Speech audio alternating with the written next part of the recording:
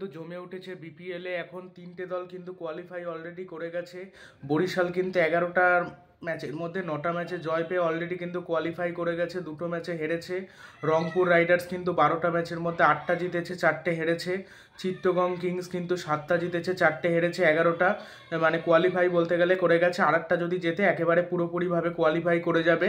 আর 4 নম্বর জায়গা নিয়ে এখন লড়াই চলছে দুর্বার রাজশাহীর মধ্যে এবং খুলনার মধ্যে। খুলনা যদি একটা ম্যাচ জেতে তাহলে কিন্তু দুর্বার রাজশাহী যেতে পারবে না। এখন দুর্বার রাজশাহীর ফ্যানরা চাইবে খুলনা কিন্তু হেরে যাক। খুলনা যদি কোনো রকমে ঢাকার সাথে হেরে যায়, ঢাকা ক্যাপিটালস তো ছিটকে গেছেই, যদি কোনো রকমে একসময় মনে ছিল ঢাকা ক্যাপিটালস যাবে, কিন্তু ঢাকা ক্যাপিটালস পরের দিকে হারা শুরু করে, এই জন্য কিন্তু সমস্যা হয়ে যায়, এই জন্য কিন্তু তারা ছিটকে যায় কোয়ালিফাই রাউন্ড থেকে।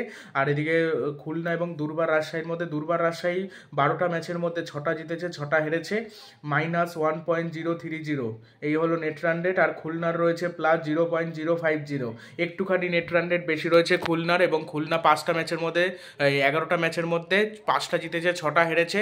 আরেকটা ম্যাচ জিতলে ওরাও 6টা জিতবে, এরাও 6টা জিতবে। কিন্তু দুর্বার রাজশাহী যেহেতু মাইনাসে নেট রান রেট রয়েছে, নেট রান রেটের কারণে শুধুমাত্র খুলনা কিন্তু চলে যাবে। আর যদি খুলনা হেরে যায় তাহলে খুলনার গল্প শেষ, তাহলে দুর্বার রাজশাহী চলে যাবে। দুর্বার রাজশাহীর হয়ে যে শেষ দিকটায় দেখতে পেলাম যে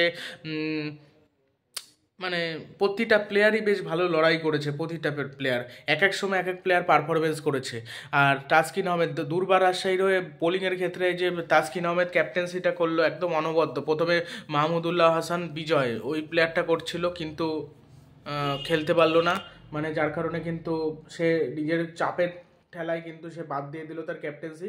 এখন ক্যাপ্টেন্সি দিল তাসকিন আহমেদকে, তারপরে তাসকিন আহমেদ আগুন চড়ানো বোলিং করলো, সব থেকে বেশি উইকেট নিল এবং দলকে ভালো পজিশনে নিয়ে গেল দুর্বার রাজশাহীকে। যে দুর্বার রাজশাহী মনে হচ্ছিল পয়েন্টস টেবিলের শেষের দিকে থাকবে, সেই পয়েন্টস টেবিলে 4 নম্বর অবস্থানে রয়েছে।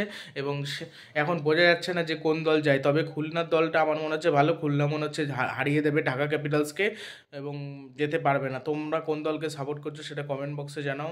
ঢাকা এই কোন মানে দলকে, দুর্বার রাজশাহী নাকি খুলনা, এই দুটোর মধ্যে কোন দল যাবে? চিত্তগং কিংসও ভালো খেলেছে, মোহাম্মদ নাইমও ভালো রান করেছে, কিন্তু কিছু কিছু ম্যাচে স্লো ব্যাটিং করেছে, হয়তো রান করে হয়তো বাংলাদেশ দলে ফিরতে চাইছে, বাংলাদেশ দলে ফিরবে আবার ব্যাটিং করতে পারবে না।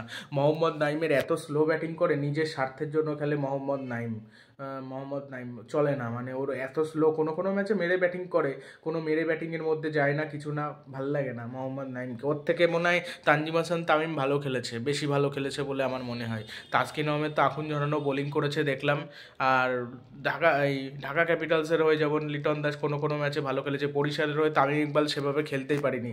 দাউদ মালান বরঞ্চ ভালো খেলেছে বরিশালের হয়ে কোনো কোনো ম্যাচে ছোটোখাটো রান করেছে, মাহমুদুল্লাহ রিয়াদ, তারপর মুশফিকুর রহিম, এরাও মোটামুটি রান করেছে। কিন্তু মেন বরিশালের হয়ে যদি কেউ ভালো খেলে থাকে দাউদ মালান, তাওহিদ হৃদয়ও সেইভাবে পারফরমেন্স করতে পারেনি। আর একটা প্লেয়ারের নামটা আমার মনে পড়ছে না, মেহেদী হাসান মিরাজও এবারের বিপিএলে মোটামুটি পারফরমেন্স করেছে।